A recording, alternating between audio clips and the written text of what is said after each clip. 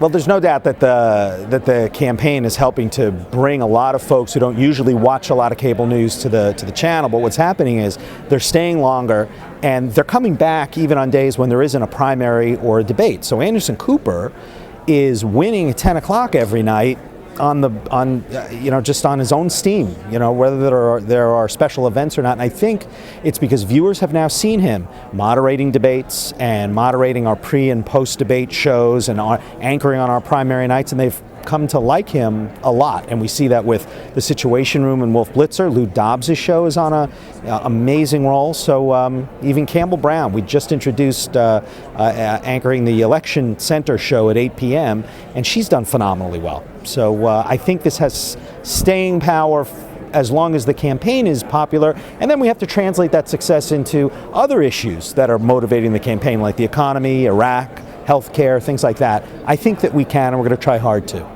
Tell us about using Skype with Jeffrey Toobin, and tell us how that little story. I wish I knew more about it. All I know is we have a skunkworks at CNN that is constantly developing new applications. They're like Q in James Bond down in the lab. They're always tinkering with stuff, and they're the ones who tricked out a Humvee to let us cover the Gulf War or the invasion of Iraq and broadcast live on the go. And we've now adapted that technology, and they've adapted our laptops with air cards so that you can broadcast live from there.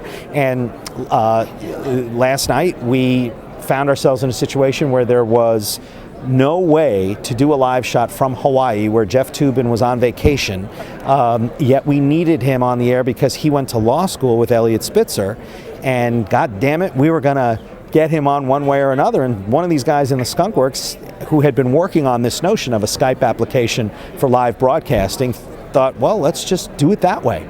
And it worked beautifully. I mean, there was to the average viewer, the quality wasn't as good as a brightly lit studio, but we were doing a live shot, and you could see Jeff and hear him perfectly. The audio was flawless, and it worked really well. It's a good beginning. Is that the first, as far as you know, use of Skype? It was our first, that's for sure. I don't know that anyone else has ever done it either. Necessity is the mother of invention, and our guys are so determined to get the story that they will do whatever it takes. And many of our great inventions or adaptations came about because somebody had to, rig something to just make it work. And it's just the way that the space program generated so many great ideas, like the blow dryer. The necessity of getting out of these places has gotten us to be faster and work smaller. That's been the trend, is just, instead of needing an entire truck, all you need is a laptop, and who knows that we're not going to, soon be doing most of it from a mobile phone that contains a lot of tricks. So it's the Swiss Army knife approach, where it makes us more nimble, more mobile. It lets us cover more news in more places, and that's our goal.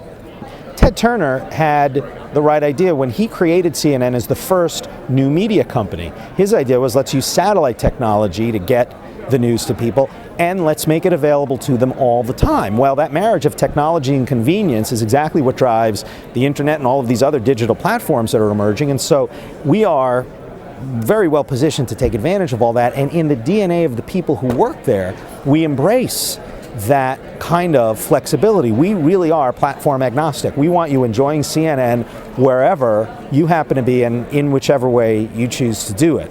And there's a big embrace of that underway at CNN, because it's the great new challenge for us, and it's going to, again, keep getting more convenient, smaller, more personal, more interpersonal. Now we've opened the doors to news consumers to contribute their own material via iReport, which they can send in to us, or the new iReport.com portal, where viewers and users can share their own news video as they define news, instead of waiting for us to take their submissions and put it on television.